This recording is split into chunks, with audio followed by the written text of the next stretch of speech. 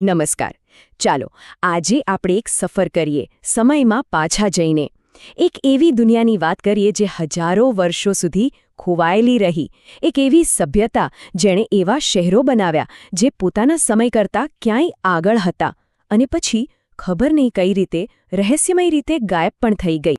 ક્યારે વિચાર્યું છે કે આજથી લગભગ 4,500 વર્ષ પહેલાં શહેરો કેવા હશે?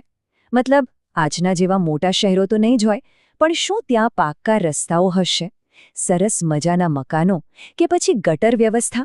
આ સવાલ જ એટલો રસપ્રદ છે કે આપણને એક રોમાંચક ખોજ પર લઈ જાય છે. ઘણા લાંબા સમય સુધી તો આ બધું માત્ર કલ્પના જ હતી, પણ પછી 1921માં બધું બદલાઈ ગયું.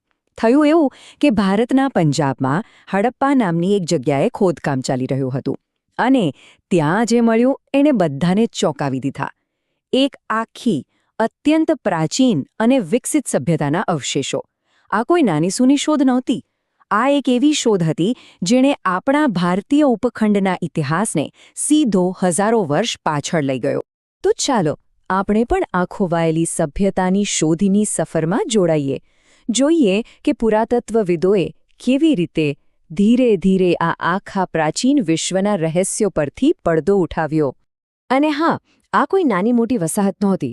આપણે વાત કરી રહ્યા છીએ એક વિશાળ, ખૂબ જ વિશાળ સભ્યતાની, જે આખી સિંધુ નદીની ખીણમાં ફેલાયેલી હતી. આ જે નકશો દેખાય છે એમાં હડપ્પા, મોહેન્જો-દડો, લોથલ, કાલીબંગન આવા તો કેટલાય સ્થળો આ મહાન સભ્યતાનો જ એક ભાગ હતા. તમને જાણીને નવાઈ લાગશે કે એનો વિસ્તાર તો ઇજિપ્ત અને મેસોપોટેમિયાની સભ્યતાઓ કરતાં પણ ઘણો મોટો હતો. તો આ સભ્યતાને સમજવા માટેની પહેલી અને સૌથી મજબૂત કડી ક્યાંથી મળી?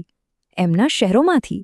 ચાલો જરા ઊંડા ઉતરીને જોઈએ કે આ પ્રાચીન મહાનગરોની રચના આખરે હતી કેવી, એવી રચના જેણે આજના મોડર્ન સિટી પ્લેનર્સને પણ વિચારતા કરી દીધા છે.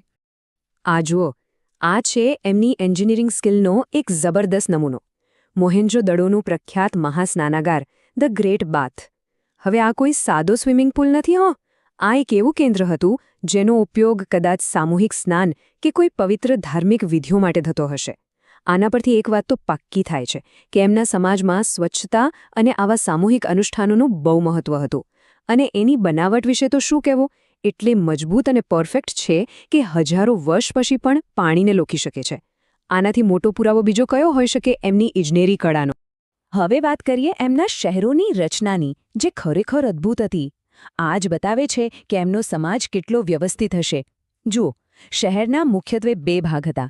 એક ઊંચાઈ પર કિલ્લેબંધીવાળો વિસ્તાર, જેને ગઢ કહેવાય છે, એ કદાચ શાસકો અને ખાસ લોકો માટે હશે, અને બીજો નીચાણવાળો વિસ્તાર સામાન્ય લોકો માટે. આ વ્યવસ્થા જ કદાચ એમના સામાજિક માળખાની ચાડી ખાય છે. એટલું જ નહીં, મુખ્ય રસ્તાઓ એકદમ સીધા અને કાટખૂણે મળતા હતા. અને સૌથી મોટી, સૌથી આશ્ચર્યજનક વાત, એમની પાસે ઢંકાયેલી ગટર વ્યવસ્થા હતી. વિચારો, આજથી હજારો વર્ષ પહેલાં. અને એમનું પ્લાનિંગ ખાલી રહેવા માટે નહોતું, વેપાર માટે પણ એટલું જ જોરદાર હતું. એનું સૌથી મોટું ઉદાહરણ છે આપણા ગુજરાતમાં આવેલું લોથલ અને ત્યાંનું ડોકયાર્ડ. આ એક એવું જબરદસ્ત માળખું હતું જે આખા શહેરને દરિયા સાથે જોડતું હતું. આનાથી સ્પષ્ટ થાય છે કે એમનો દરિયાઈ વેપાર કેટલો વિકસ્યો હશે અને એમની આર્થિક પહોંચ ક્યાં સુધી હશે. પણ આ ઈંટો, આ રસ્તાઓ, આ બધાની પાછળ રહેતું કોણ હતું? કેવા હતા એ લોકો? ચાલો હવે આ મહાન શહેરો બનાવનારા એટલે કે સિંધુ ખીણના લોકોના જીવનમાં થોડુંક ડોક્યું કરીએ. આ ચિત્ર જુઓ, કેટલું સુંદર છે નહીં? આ એક માટીનું રમકડું છે, એક નાનકડું ગાડું. આના પરથી એક સીધી અને સરળ વાત સમજાય છે કે હજારો વર્ષ પહેલાં પણ બાળકો તો બાળકો જ હતા. એમને પણ રમકડા જોઈતા હતા. આવી નાની નાની વસ્તુઓ જ આપણને એમના રોજિંદા જીવનની એટલી નજીક લઈ જાય છે જાણે સમયનું અંતર જ ઓછું થઈ ગયું હોય.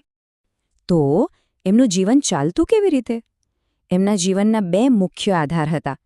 એક તો ખેતી અને પશુપાલન. એ લોકો ઘઉં અને જવ જેવા પાક ઉગાડતા. અને બીજું એમની કારીગરી. સમાજમાં એવા કુશળ કારીગરો હતા જે તાંબા અને કાંસામાંથી ઓજારો અને વાસણો બનાવતા. એટલું જ નહીં, એમણે બનાવેલા માટેના સુંદર વાસણો અને ઘરેણાં પણ કમાલના હતા. આપણે એમના શહેરો જોયા, એમના જીવન વિશે જાણ્યું, પણ અમુક વાતો એવી છે જે આજે પણ એક રહસ્ય છે.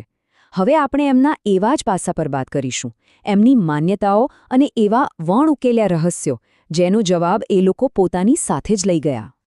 હવે આપણી પાસે પાક્કા પુરાવા તો નથી, પણ પુરાતત્વવિદોને જે સંકેતો મળ્યા છે એના પરથી થોડો અંદાજ લગાવી શકાય છે. જેમ કે ત્યાંથી ઘણી બધી સ્ત્રીઓની મૂર્તિઓ મળી છે, જેના પરથી લાગે છે કે કદાચ તેઓ માતૃદેવીને પૂજા કરતા હશે. એવી જ રીતે પશુપતિ, જેમને એક આદિ દેવતા માનવામાં આવે છે, એમની પૂજાના પણ પુરાવા છે. એટલું જ નહીં, વૃક્ષ અને અગ્નિ પૂજાના પણ કેટલાક સંકેતો મળ્યા છે. પણ આ બધા રહસ્યોમાં સૌથી મોટું, સૌથી ગહન રહસ્ય છે એમની લિપિ. હા, એમની પોતાની એક લખવાની પદ્ધતિ હતી. પણ કમનસીબે આજે પણ આપણે એને ઉકેલી શક્યા નથી.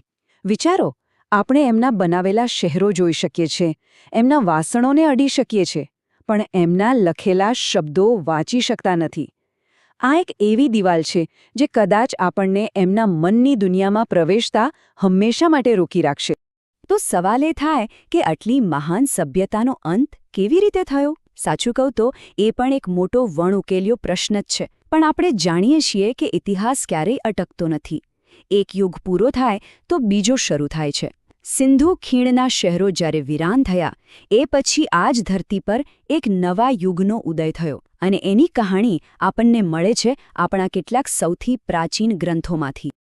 આ નવા યુગને આપણે વૈદિક યુગ તરીકે ઓળખીએ છીએ. અને એને સમજવા માટેનો મુખ્ય સ્ત્રોત છે 4 વેદ: ઋગ્વેદ, સામવેદ, યજુર્વેદ અને અથર્વવેદ. આ ચારેયમાં ઋગ્વેદ સૌથી જૂનો અને સૌથી મહત્વનો ગ્રંથ માનવામાં આવે છે. એમાંથી આપણને એ સમયના લોકો, એમનો સમાજ અને એમની માન્યતાઓ વિશે ખૂબ જ ઊંડાણપૂર્વકની માહિતી મળે છે. એટલે જ કહેવાય છે કે ઋગ્વેદ આપણને પ્રારંભિક વૈદિક સમાજના રાજકીય, સામાજિક, આર્થિક અને ધાર્મિક જીવનની એક ઝલક આપે છે. આ ગ્રંથો ખરેખર એક પુલ જેવું કામ કરે છે, જે આપણને એક યુગના અંત અને બીજાની શરૂઆતને જોડવામાં મદદ કરે છે. અને આ જ તો ઇતિહાસની નિરંતરતા છે. સિંધુ ખીણની સભ્યતાની આ આખી કહાણી આપણને એક વાત તો ચોક્કસ શીખવે છે કે ઇતિહાસ કેટલો વિશાળ અને કેટલા રહસ્યોથી ભરેલો છે. અને એ આપણને વિચારવા પર મજબૂર કરે છે કે આજે પણ આપણી ધરતી નીચે આવા કેટલાય રહસ્યો દટાયેલા પડ્યા હશે, જેના વિશે આપણને કશી જ ખબર નથી. શું ખબર, ભવિષ્યમાં કોઈ નવી શોધ થાય અને આપણો ઇતિહાસ ફરી એકવાર બદલાઈ જાય.